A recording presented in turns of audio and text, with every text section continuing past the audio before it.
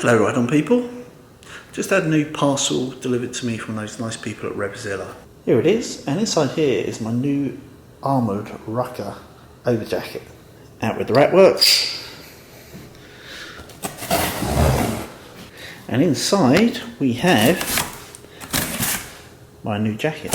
And this is the bag it comes in. Oh yes.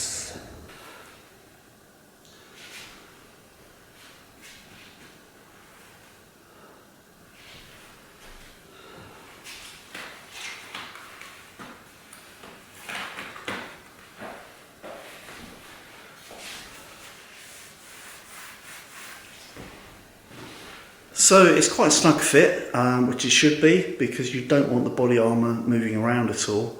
And it has D30 chest protectors for the thorax area, for both your sets of rib cages. It's got it in the elbows, it's got it in the shoulders, and it's also got a full length, it's also got a comprehensive spine protector built in. Hopefully you can see that on the camera. And it's quite a stylish looking over jacket or under jacket, whichever way you're going to wear it.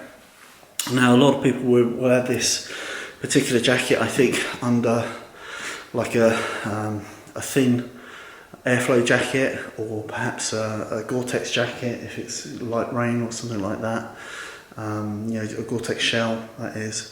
What I want it for is in the peak of summer here, when it hits like 90 degrees, if you get stuck in traffic, you know, the temperature can easily be, you know, over 100 degrees, and if you get stuck for any amount of time, you really do suffer.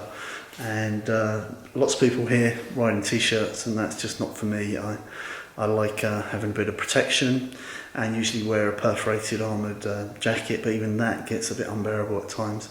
So I figured this might be a really good compromise, where, you know, you're maybe not riding as hard as you normally would, but I can just wear this over a t-shirt and ride more sensibly. And in the unfortunate circumstance I might have an off, there's at least plenty of padding to help protect the fall in terms of critical areas like your spine and your elbows and your shoulders and your chest.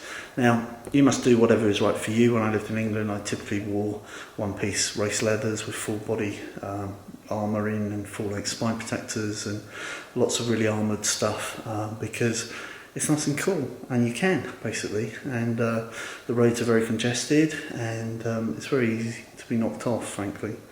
Out here in the States, the roads are very straight, there's no filtering or lane splitting, and fortunately where I do the majority of my riding, the traffic is very light and the roads are pretty grippy. So what I'm saying is that the risk is slightly more mitigated than some other areas. You must decide what's right for you. In terms of this jacket, I'll let you know how I get on in terms of wearing it in the warmer months. It's still February here, so it's not that hot, although having said that, we had 80 degrees yesterday, so perhaps I'll get a chance to use it sooner than I think. And so it's a nice snug fit. It really should be quite snug and fairly tight, because at the end of the day, if you do fall off, you don't want all this stuff moving around. You want to keep it quite tidy. So it's about $400 from Revzilla, plus the postage and tax. Seems very good quality, as everything I've bought from Rukka absolutely is. It's really is the best of the best, in my personal opinion. I like some of the Dainese gear, and stateside I've bought quite a bit of climb gear and stuff, but to me, in terms of quality, Rukka is just on another level. So you know, if you have the money, invest and buy the best. So the Rukka RPS protected jacket is a true fit. So if you're you know, a 2XL, you should buy it in a 2XL. And as mentioned, it should be very snug fit. And you know, I know some people don't like, you know, clothing that is a snug fit, you know, but it needs to be, because you don't want that body armor moving around. Quality seems first rate, and I think it's a good product. Well, I hope you enjoyed this video. I really appreciate all your feedback and support for the Ride On channel. I hope you're already a Ride On subscriber, but if not, please subscribe straight away. And last but not least, ride often, ride carefully, ride on.